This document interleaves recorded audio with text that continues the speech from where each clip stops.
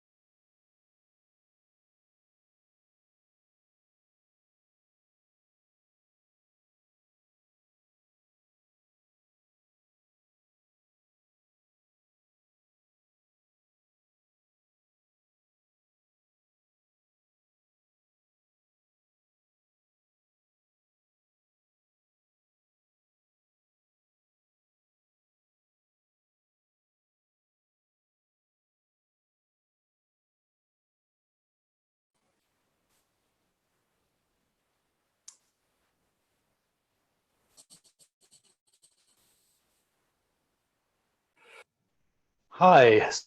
So I think we're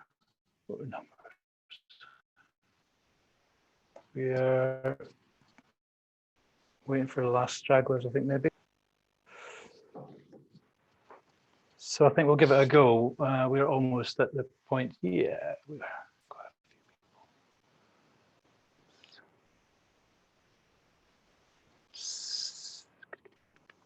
Okay, so I think we're on about 60 odd people maybe.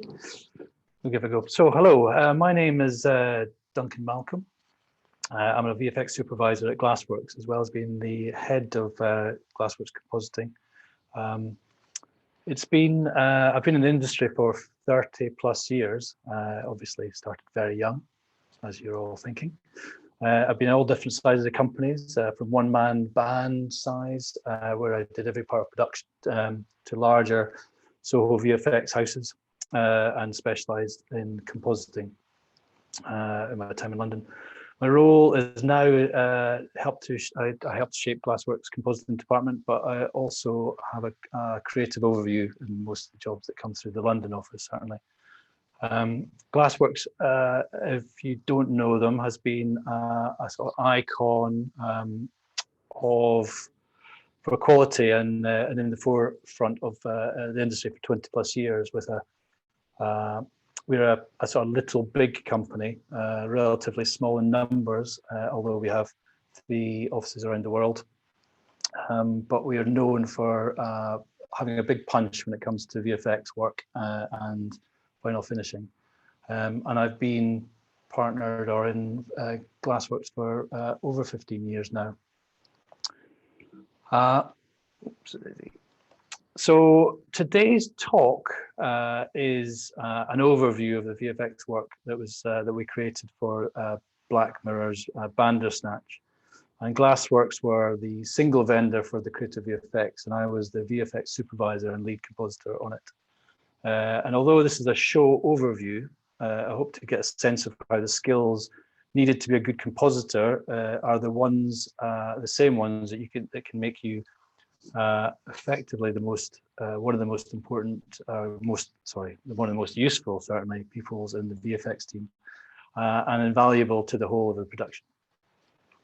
So I'm going to first tell you about the film, and then I'm going to go through a sort of shot count to give you an idea of what was done, an idea of the sort of schedule, although not too much detail in the timings. And then there's a short film that has a bit of a VFX breakdown, which gives you an idea of some of the detail of some of the shots, certainly. And then I'll start from the beginning, show you how Glassworks got involved in the project, and then walk you through some of the scenes in more detail, including the planning and a bit of the execution of these. Then, if everybody's still listening, I can have questions and answers.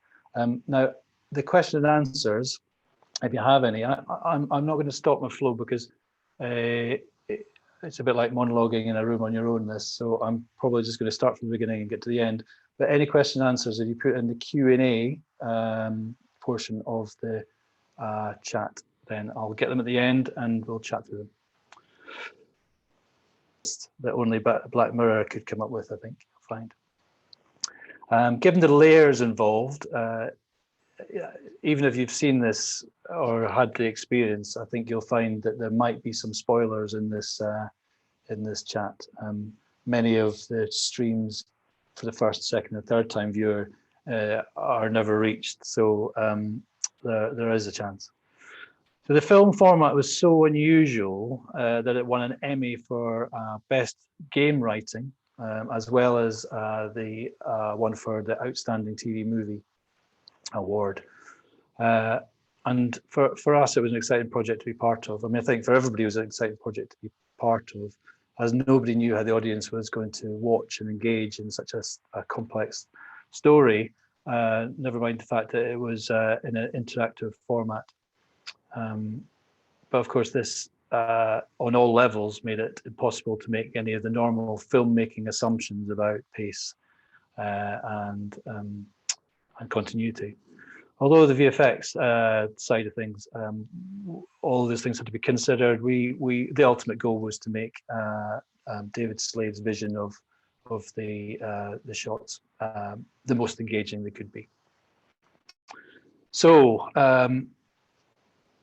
I mean, I think the bottom line is that the excitement of this piece was very much that everybody was slightly outside their comfort zone and it made for exciting filmmaking. So a bit about the piece and a bit about what the involvement ended up being. VFX certainly involvement was. There was a total of about 250 VFX shots, but of course, because of the style of the piece, then they appeared in about 750 different places in the end of the day. Some of which will never be seen, as I said before, but the 2.5 hours of the original material that was filmed for the film ended up being duplicated and reserved in different order, which effectively gave us about 5.25 hours of worth of material at the end of the day, if you were to take all the streams and run them linearly. The film was shot mainly on Alexa 65, which was was then the brand new 6.5K Alexa camera. But in addition to that, and something we had to keep an eye on, was that because the piece spanned several periods, the footage, there was also footage shot on 8mm, 16mm, 35mm, and a lot of the TV content was shot on 80s tube cameras to give it the authenticity that it needed. So the initial chats, from the initial chats to the completion took about a year.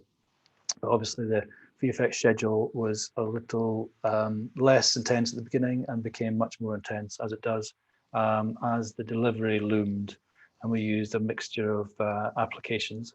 We used Houdini for the CG, Marvelous Designer for the cloth sims, Agisoft photoscan stuff for photogrammetry, reconstruction of buildings mostly. We composited, Flame took a big part in the compositing. Flame mostly was how I dealt with the look development along the way, but we also had Nuke compositors and Flame for the final compositing. To keep it nimble as a project, because it needed to be, because there was a lot of variation, a lot of change happening, a lot to do with people finding their way in the storytelling. So we kept a fairly compact Glassworks team and played it cleverly in the way that we crewed it up. We had a handful of CG artists, maybe ultimately three or four compositors, lead compositors, and then three more junior ones, and some tracking artists. Quite a small team, but we crewed it well. We used some of the more repeated tasks, like the screen comps and the cleanup, to get our more junior people involved in the work. And we shared some of the other work through our international offices too. So it became a real whole company project.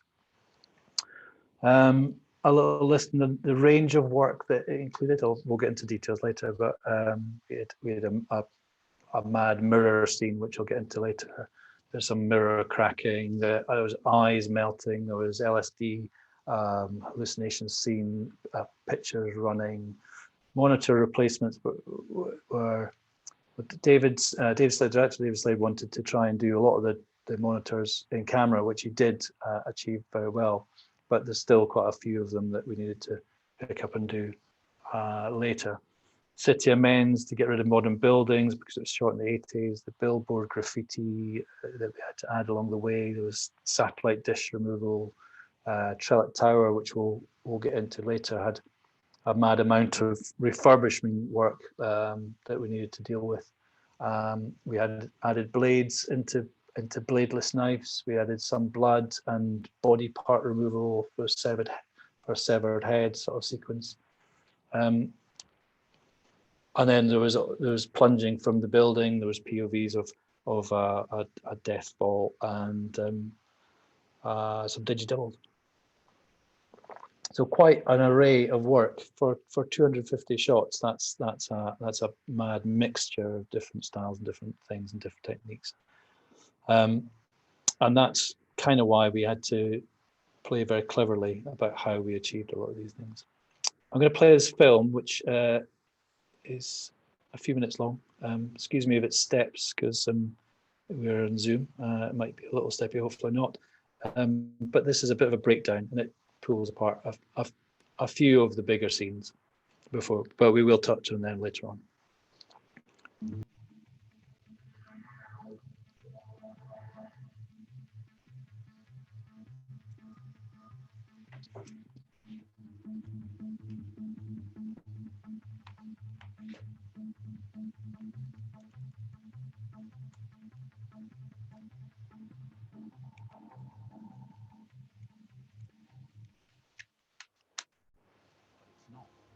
Spirit out there that's connected to our world that decides what we do, and we just have to go along for the ride.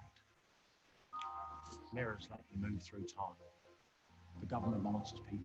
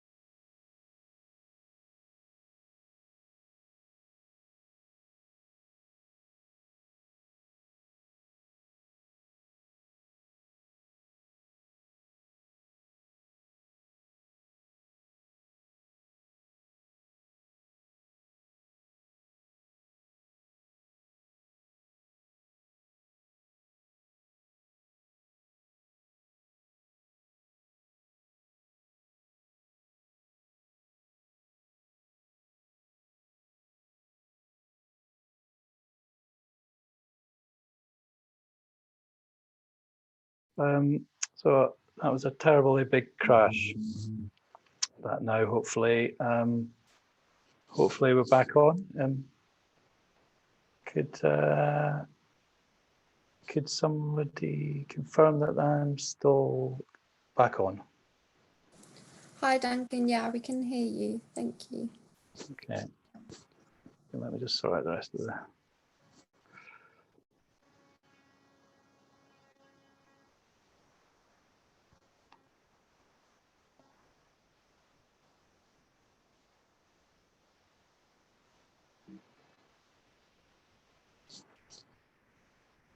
Excuse me one second.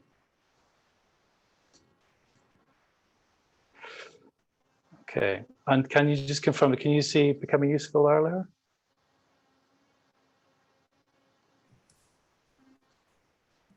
Sorry, what was that, Duncan? Is this slide up? Can't see the screen yet. If you just want to re-share PowerPoint, that'd be fab. Sorry.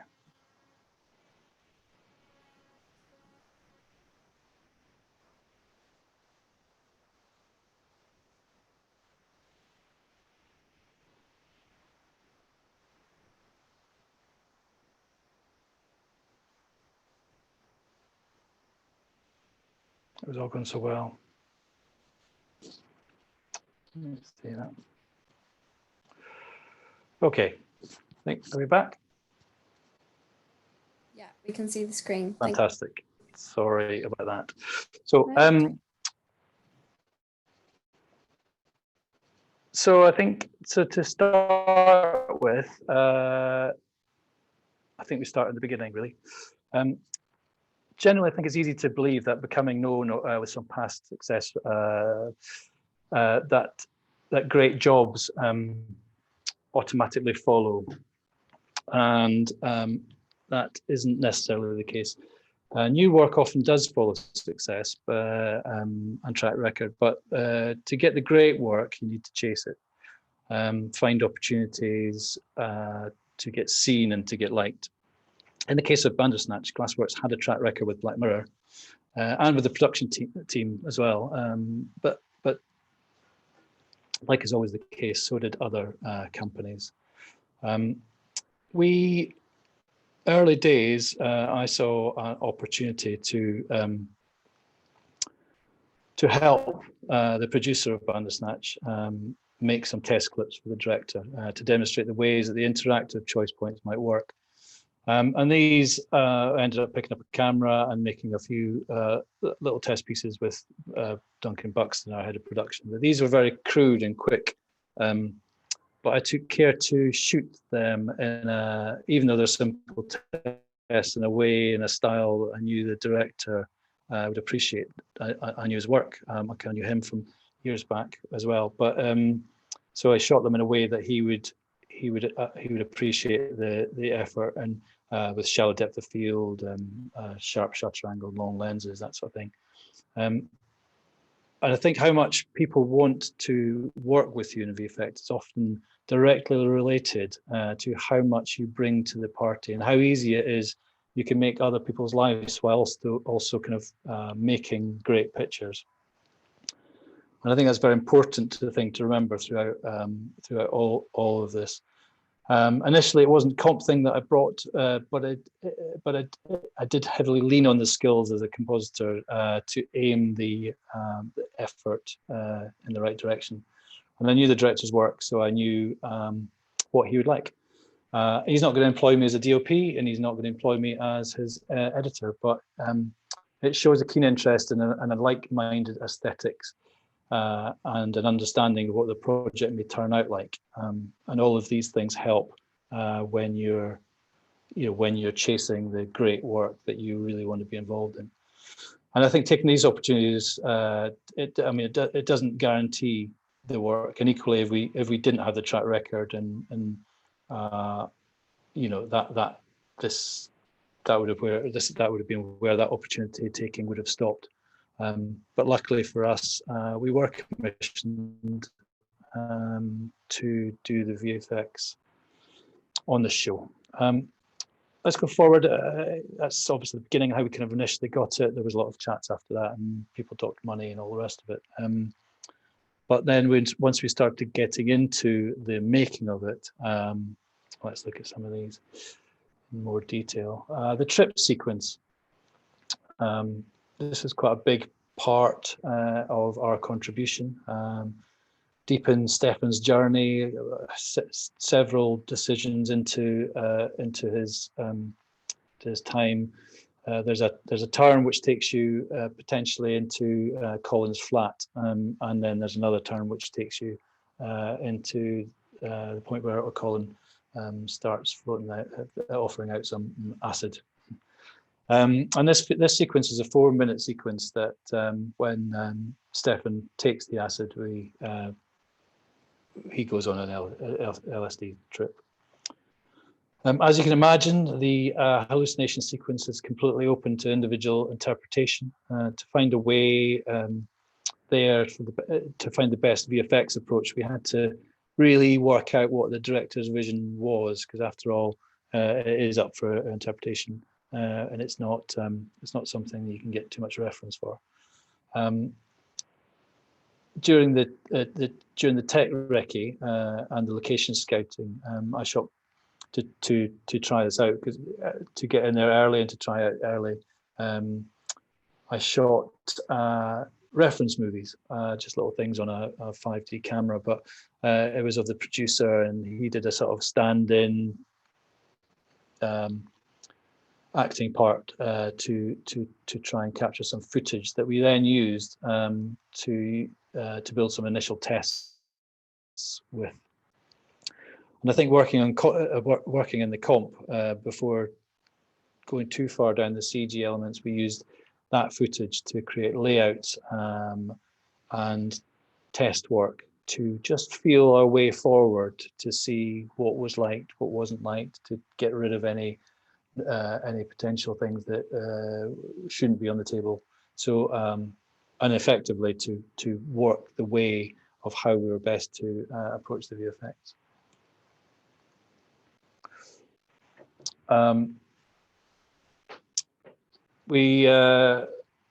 Sorry.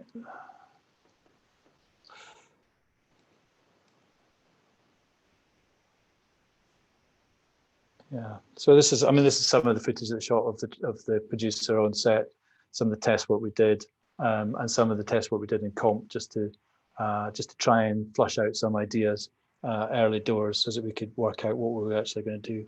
Because part of the build of this also was to work out how to light the actors when they came to shoot them, because obviously there's going to be a big red thing in front of them, we want a red light. It's going to be a big yellow thing in front of them, we want a yellow light. Just to add that practical element. So a lot of this early work in comp and using opportunities seen and taken was very useful. It was how we managed to be nimble. It was how we managed to get decisions early enough so that we could spend the time properly doing the work. For the VFX team, it also meant that we could line up the CG, the right CG people and the right CG applications to kind of work that way forward. These are some of the later on, some of the after shooting. We also carried on experimental work and leaning again heavily on comp to try some just in comp, but also to augment the CG side of things. To add to it. So a lot of the CG elements were actually just black and white, and a lot of the color and the light was added in comp. I mentioned about lighting. I think part of this experimental work was also to establish what moving light we could or we should have on set to help all these sort of bed in, and a lot of that I then had to using 360 cameras and a clapperboard to sync up to cameras. We recorded what was going on in set, so that in comp and in CG we could know, we truly knew what the light in the room was. So then building anything to bed in to have the right lighting, to give the right lighting effect was less of a guessing game ultimately. The mirror sequence. Now this sequence was very much was one of the most complex effects. I say effects, but it was a whole sequence, but it was one shared effect through the whole sequence. I mean, arguably, it's arguably most complicated, although arguably it's quite deceivingly so. The scene was where Stefan, upon hearing his voices behind the mirror, he crawls through and basically effectively comes through the other side into a new era and as his 7-year-old self. So it was a bit of a mind thing to try and work out exactly how that could be achieved, given that you can't actually crawl through a mirror. We did consider shooting with 2 cameras, and one plan was to do it all in 2D, where we perfectly aligned 2 cameras, one being the reflection and one being the main camera. But David Slade, the director, his big ask was that he was left to be free to move his cameras. And obviously, as soon as you move one camera, you need to, unless you're going to move it exactly the same on the other side of the actor, then you're not going to get the same change of parallax in your reflection cam. So we had to come up with a different plan, a better plan. Now the better plan was 3 cameras, but it was 3 cameras done slightly more cleverly. 3 cameras with as well as that, with a double bathroom set. So both sides, 2 rooms exactly the same, mirrored each other. A wall that could be removed, and a mirror that could be removed too. We scanned the actors, the little boy and Stefan, made digi-doubles of them, and then to create the crawl-through effect on a moving camera using 2 static cameras, we tracked and projected these and threw a ton of CG time at it. The cameras were RA65s, but we were going to shoot on film at one point, but we didn't because the decision was well, we didn't because we couldn't jam sync them together, because effectively even if you press go on 3 cameras exactly the same time, there's still a lot of error within 1/25th of a frame. 1/25th of a second. That means that you could be out of sync, and if you try and mix two record cameras and share them in one space, and they're even a margin out of sync, there will be a difference in his movement and his position rather. So that was not possible. So we ended up jam syncing the 65s together, possibly. Apart from a sports event, probably most 65s in one room at once, probably. On on one side of the room, the main room, was the main camera, and that was David's moving camera. And then on the other 2, we had 2 lock-offs. One was positioned to be pretty close to being exact mainly reflection camera, and then the other one, because we worked out by pre-visiting it that he actually ended up occluding, once he started going through the mirror, there was quite a lot of things that his hands and his body parts were covering in the record and in the reflection camera rather, that we needed, because once he's through, they go away. We can't see them anymore in the final shot. So there was a bit of head scratching. So basically, we had to cover with 2 angles, and with those, we then unwrapped him effectively, and then cleaned out what we didn't want, and wrapped that back onto the tracked geometry that was him crawling through. Yeah, I mean, it was completely complex, and it was completely. I mean, explaining it was difficult enough, but explaining it on set when time was ticking down was quite an achievement. We got through it and we did it, and it's all good. After the shoot, however, and during the edit process, I mean, the way that we had to build this back was quite complex. There was a lot of complex tracking, and that meant that we wouldn't really see results from the CG side of things for many weeks, and too many weeks to be able to consider editing without it. So what, again, picking up the comp to help, I rebuilt what effectively was an almost good version of the reflections using just the camera footage and a bit of projection to help the editor to prepare what he needed to see, so that he could make, so he and the director could make better choices on the pace and the content of each of the shots. Interestingly, some of the shots, I mean, you heard the list. There's a lot of variation in that VFX list, and yet there's only sort of 250 shots.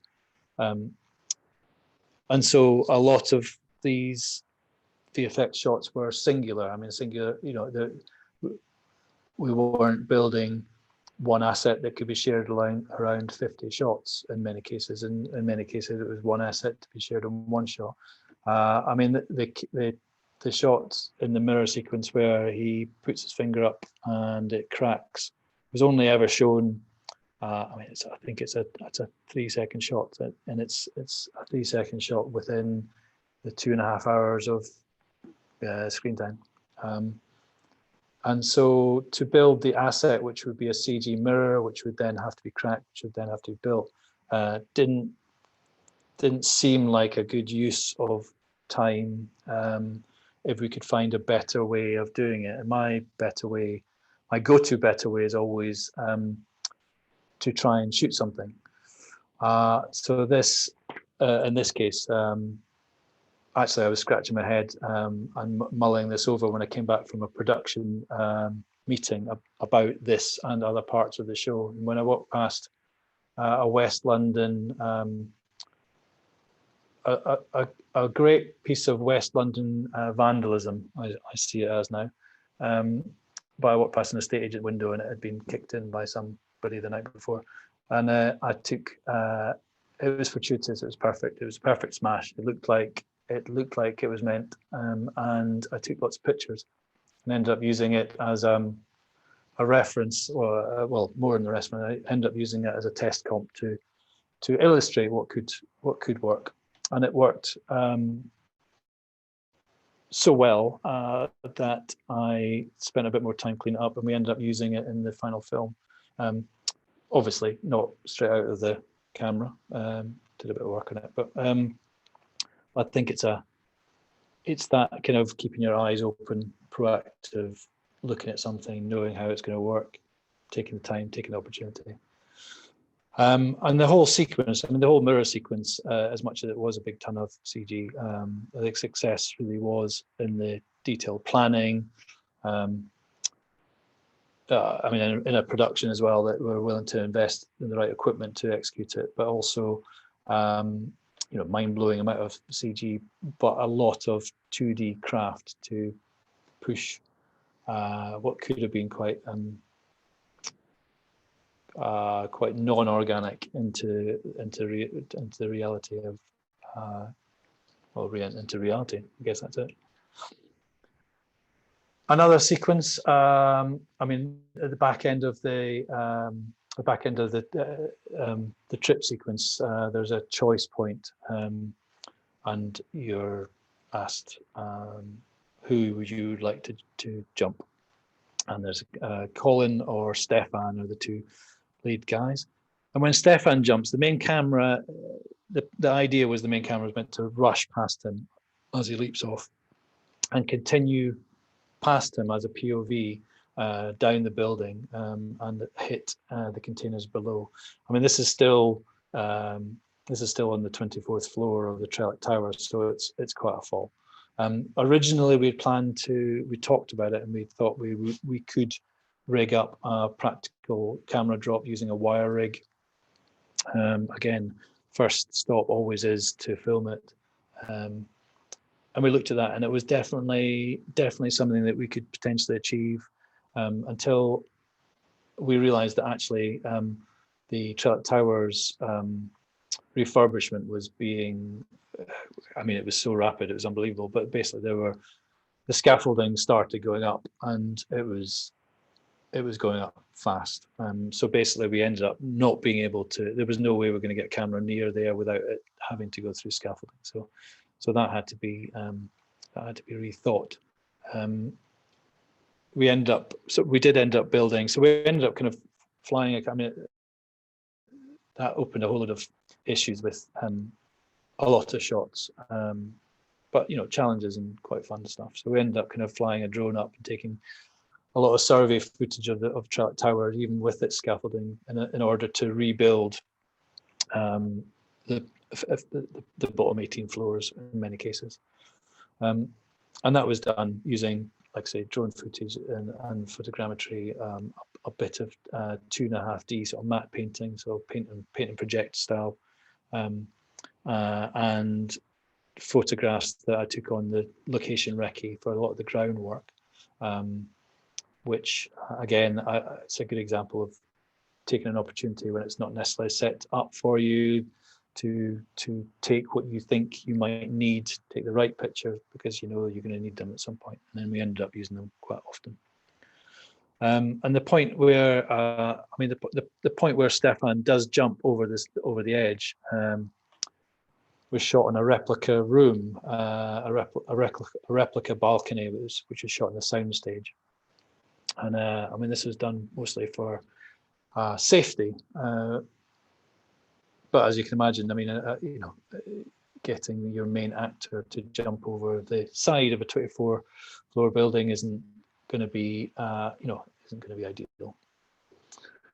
We, so I mean, that was shot on set, but we mixed and matched it quite well, and it was part of the reason we managed to mix and match it quite well was because it was shot on set, but we using a translight technique, which isn't used that often because it's quite expensive, but it's very, very effective, and effectively is a massive high resolution printed transparency which can be lit by backlit as well as front lit by the DOP, and it gives especially good at night stuff, but it gives you a great throw of light on your main actor. So I mean, it's very good. I mean, it can be costly. Well, it is costly in production terms, but it's also good for the believable light.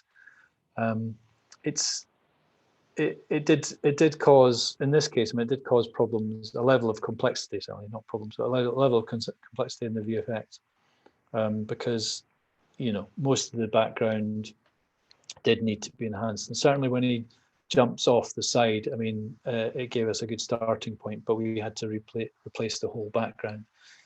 But with but with this, we always, I mean, I think it's true of almost all VFX options or choices. We always try and opt for the option that gives the whole shot the best chance of being great.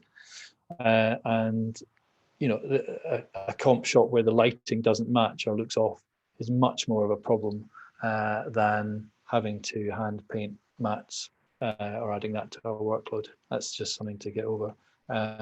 But so as much as it wasn't green screen, it was definitely the best option. And the pace of the move and the framing and how it worked and how the takeover worked was something that we definitely did a lot of back and forth between the 2D and 3D to try and get that signed off by the director to make sure that the pace was going to work, and it had to go back and forward to the editor as well, because it has to work within the whole piece. I mean, the CG wise, it was all built with, like I said before, the drone photogrammetry to build the bigger picture of the buildings, but the finer added detail was done. The bikes and the balcony mess was, I should have played that. A lot of it you can't actually see in the shot, but it was very useful in other shots. But all that was added by a very clever procedural messy balcony tool, which ended up being used, like I say, to very good effect, better effect actually, on some of the wider shots in other places. I mean, the overall look of it was all composited together. The much of the background cleanup and rebuild of the city, and taking out of any of the modern infrastructure was based on early photography. Again, taking sort of casual location visits along the way. Another part of it was sort of the other option, if you like, Colin's jump. With Colin option, his leap forward to death was altogether less close up and less personal. He leaped over the edge, and again, his leap over the edge was the full face. We scanned all of the actors and created full body doubles for both of them. And then we used marvelous design to clothe him. And the fall and the impact simulation was created using a lot of data from based on the height and Will's weight and even the wind velocity. Because ultimately, when you're trying to suspend people's disbelief, it's the fine details, and knowing that you got the right fine details does make a big difference. And again, I mean, the ground and the satellite dish cleanup and all the rest of it was brought together in comp. This little piece here, I mean, again, the exterior of the building was completely ruined for us, given the scaffolding. But this is a little breakdown of how this particular thing was done. It was done in a 2.5D sort of cleanup where we painted and cleaned up and projected. There are obviously many.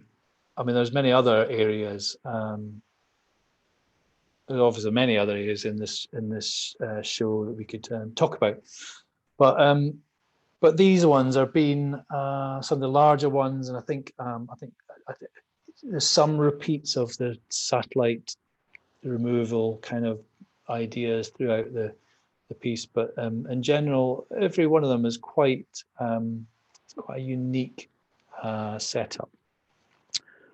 But before we get to answers and questions, I might have blown some time by crashing out there back there. But before we get there, I just want to go through and highlight. And I know this is particularly for compositors.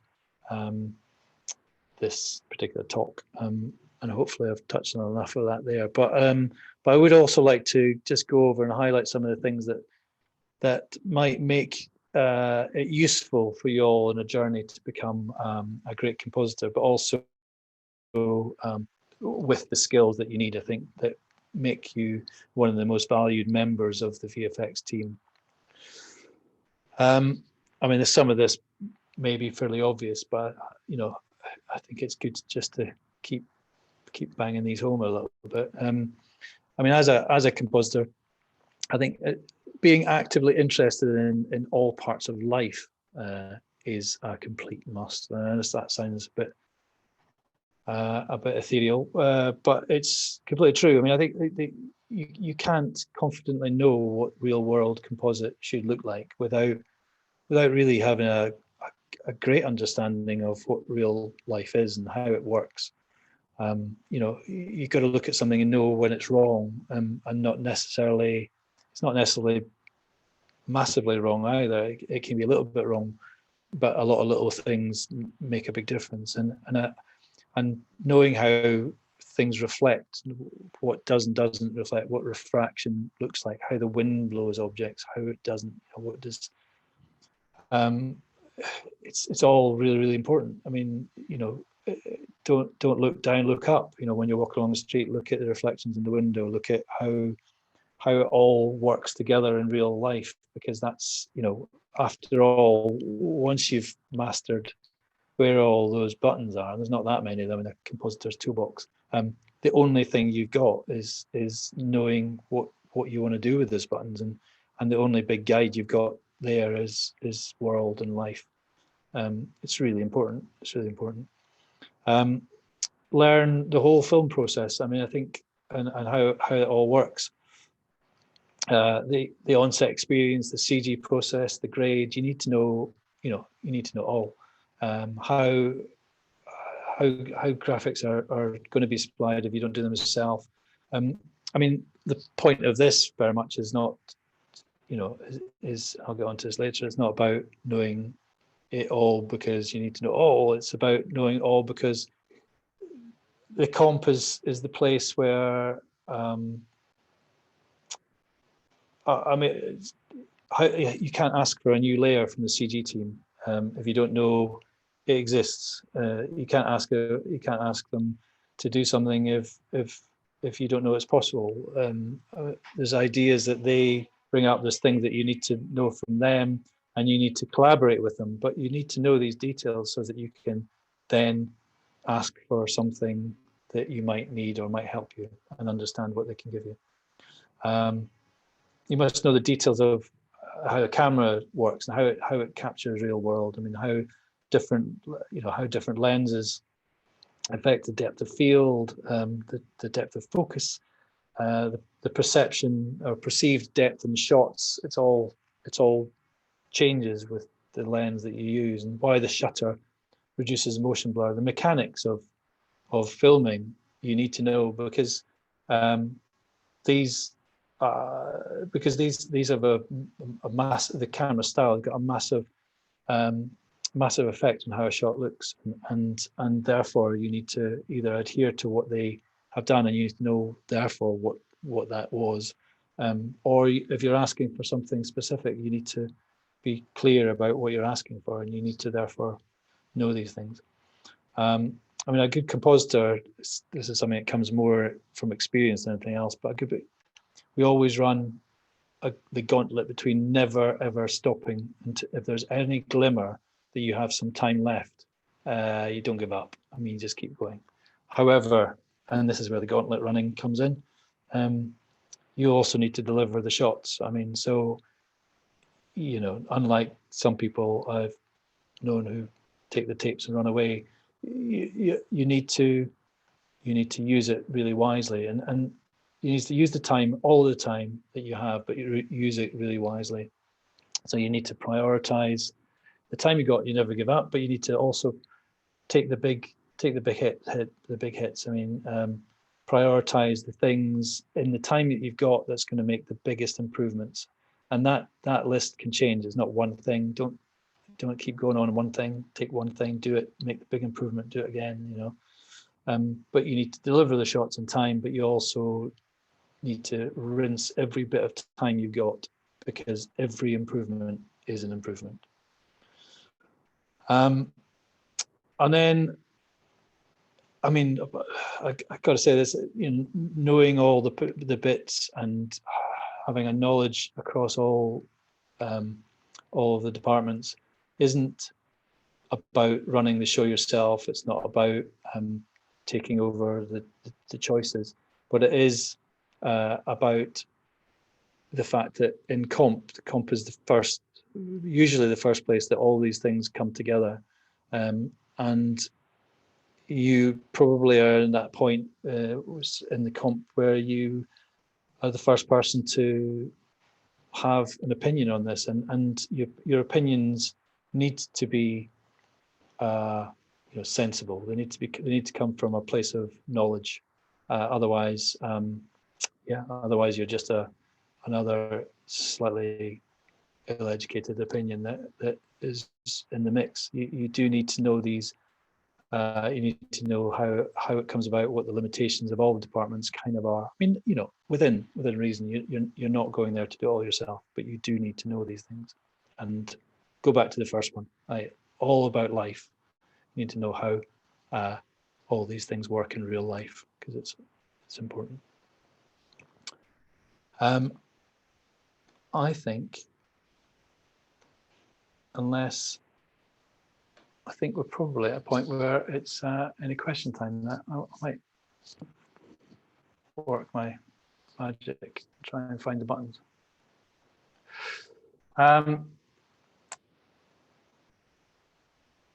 Okay. So we've got, I don't know how long we've got. We've not got any kind of questions. If you've got any questions, pop them into the Q&A, and they should come up in front of me. First one is, first question is match moving 3D modeling a good route into compositing? And is using software such as Blender acceptable in studio roles? I mean, that's a couple of good questions. Is match moving a good route? I mean, I think I'm a big believer in any route's a good route, but I think it's about using all of the opportunities. If you can get into a company, that's the first goal. As a match mover, I mean, your time will definitely be spent. Oh, if it's a busy company, your time will definitely be spent doing that. I think to get into compositing from there isn't a bad shout. There's a lot more pre-comps being done by the 3D guys now. I think knowing what the layers that you can get from the 3D render is important. I think the answer to that really is: can you readjust your direction once you're there? And I believe that you can in most cases, unless you go into a company that's so specialized that it's impossible to budge. But it's a confusing one, because the best way to get into compositing is to, go in as a compositor. I think if you get an opportunity to go in as match mover, take it and work the opportunities. Do your composites, show your skills, learn, show your skills, learn, show your skills, learn, show your skills. The most important thing in any entry level, whatever you do, is whatever you go in there, be the most useful you can definitely be, because people give you opportunities. If you're a match mover and you're the most useful match mover ever, or just useful person, and you said to your supervisor, hey, you know what, I want to be a composer, they'll give you the opportunity. I mean, they'll give you the opportunity to show that you want the opportunity. So get in there and be useful. Using software like Blender, yeah, I think Blender is great. I mean, I want to learn Blender. It's awesome. I've only just started doing a donut, so yeah, I use the excuse of time, but honestly, Blender is a great program. And my experience in compositing is not necessarily. I didn't start with Flame. I've started with all sorts of different things, and now I think it's the language of compositing, the language of 3D is. I think it's interchangeable, especially Blender's tools now. I think they're becoming awesome. So yeah, I think Blender's a great way. Is it acceptable in the studio roles? I think each studio's got its different ways. If you show promise and you're useful and you're awesome and you're enthusiastic, then Blender is a good start, and they'll show you something else if they want you to do a different program. Don't be guided by the programs. It's all about enthusiasm. It's all about taking opportunities. It's all about being useful. Also from the show, I liked how each segment the game was advertised as a criticism. Yep. Why or how was it shot, and did the team feel it wanted to teach the player what went wrong? Where did the name come from, and why the use of drugs? Why the use of drugs? Okay, I'm not really sure all those things, but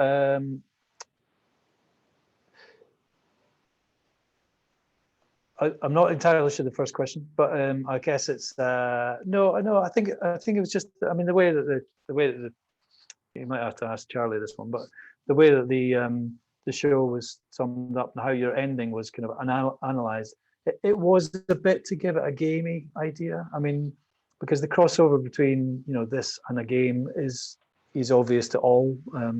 I think having the critique at the end, where you kind of got a not quite, but you got a score, there was an answer, you got a result, is sort of gamey, and that's probably part of why that was a thing. That's where that came from, I think. Where did the name come from? Well, the name came from a God, you should know this one, but it came from it's a very old mythical beast written by a famous author that I know, and I've forgotten the name of, but look it up. But it was also a game. Imagine, I don't know, you guys probably won't know who Imagine are, but Imagine are very iconic 1980s game writers, and this is all part of the. So Imagine had started writing a game called Bandersnatch based on this mythical creature, and that's where the name comes from. Why? You said someone else said, and why use of drugs? I don't think there was any reason for it. It's part of the partly because the storyline kind of delves quite deeply into mind manipulation and what that's about, and about how they, how all of this isn't necessarily real, and that is very much part of the LSD sort of trip back in the 80s and beyond. Can you suggest anything to put in on a portfolio for somebody looking to get into VFX at a university level? So interestingly, if you want to get into, does that mean get into? Can you suggest anything to put on a portfolio for somebody looking to get into VFX at a university level? I mean, if it's about applying to universities, I mean, I think the main thing to do with any portfolio, doesn't matter what you're trying to get into and which level you're at. The thing with portfolios are, there's no point in doing stuff or putting them on a portfolio if it's ticking boxes, because there's so many people out there that, A plus B, put a bit of smoke on that.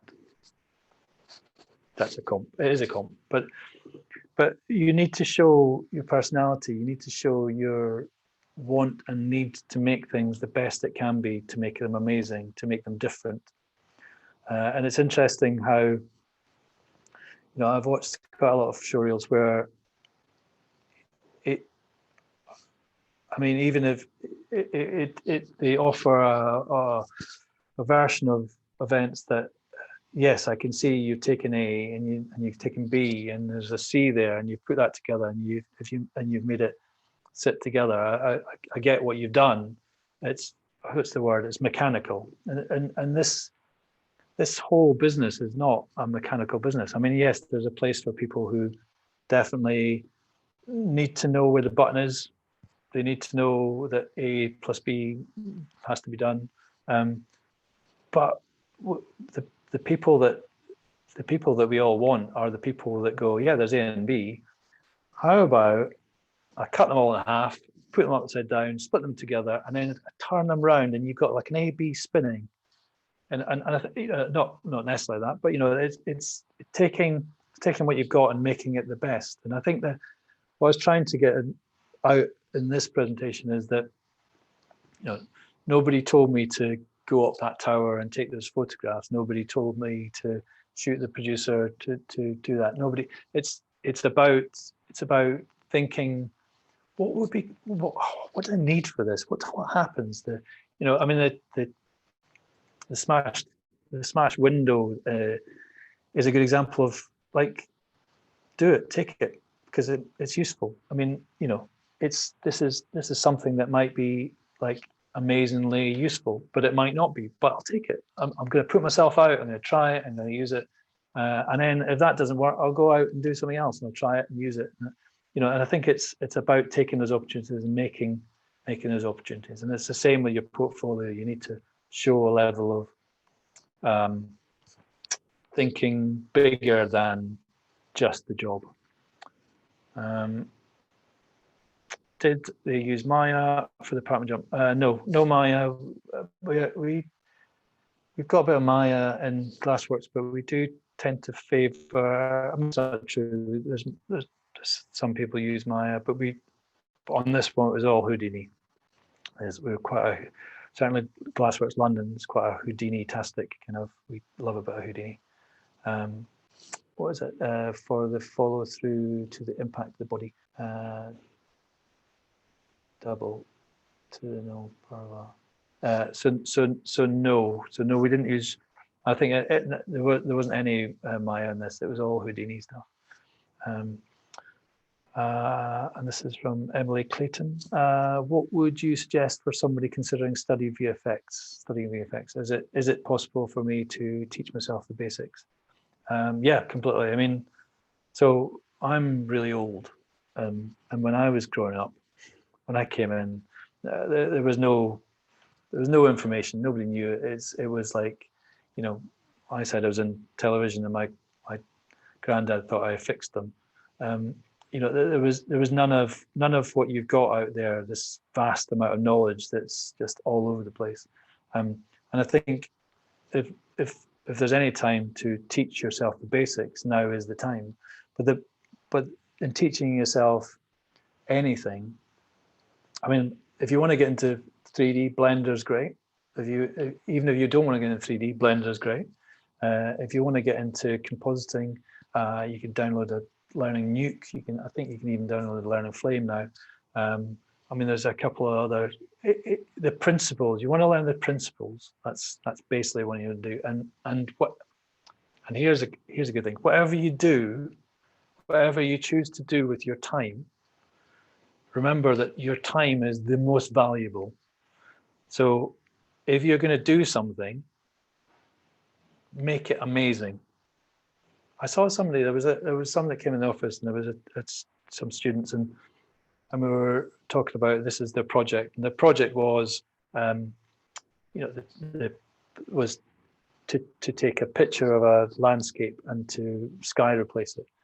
And and there was a couple of people there, and they'd done a great job. There was a bunch of hills, and they put the sky in, and it looked like the sky was in a thing. It was, all the boxes were ticked, and my surprise was that nobody made it look. Everybody made it look kind of normal. Nobody made it look interesting, as interesting as it could have looked. I mean, there was no storm clouds, there was no lightning, we didn't change the light. I mean, if you're going to do something, make it at best different, at most amazing. I think don't do stuff that's just ticking boxes. What kind of software should I use for this profession? Well, so Nuke's quite a good one. That's quite handy for coming up. You can get an easy license on that. Flame is also really good. It was top of its game in terms of advertising, certainly, and didn't do, but its price points come such that it's been picked back up for more long form work nowadays. I do think you can get pre-license. So you certainly can get student licenses for it. If you're going to composite, those are the ones to do. I would have thought, for sure. Like I say, anything you can get your hands on. Houdini, I think, is amazing for CG. I think it's such a great tool especially for the VFX side of things, or for FX side of things. Maya is great too. It's very much across all the platforms. But like I say, it's not necessarily about the software. I mean, definitely employers like a little bit of saving time, so they like the fact that you come on board and you know where your buttons are. But the cleverer employer is looking more at you as a person, and I want to see what you can bring. I don't want to see that you know where that button is under that button. I just want to see what you can bring and what because when you find the buttons, it's going to be awesome then. The drugs from before jumped from his room. Oh.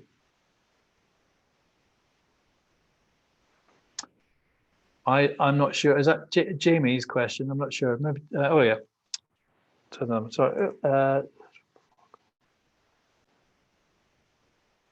Sorry, Jamie. I'm not really sure what you mean by that one. But you've got another one. What was the budget for the interactive show, and what company or industry do you partner apart from Netflix for the movie of Bandersnatch? So it was all, the overall budget is beyond my pay grade to know that, I'm afraid. I'm sure you probably Google it. I'm sure it'll be easier to find that one. Would it be partners? Well, I mean, well, something like this. We were VFX. We were the VFX people on it, but Technicolor played a large patch. They do all. They run the pipeline for the conform, and they also did the grade. So we did partner, and we slotted into their color space pipeline, which effectively meant that, excuse me, that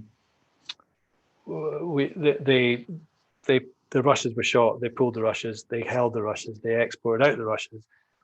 We took them and pushed them back, and it was that sort of flow of stuff. So Technicolor, very much. The House of Tomorrow was the production company. Russell McLean was the producer. Yeah. Partnership. Yeah. I'm not sure who else in terms of partnering VFX wise. No, that was that. Yeah, so I think that's all. I mean, I might have missed your question, Jamie. If you want to send another one, do it. But I'm not. Yeah. I think that's.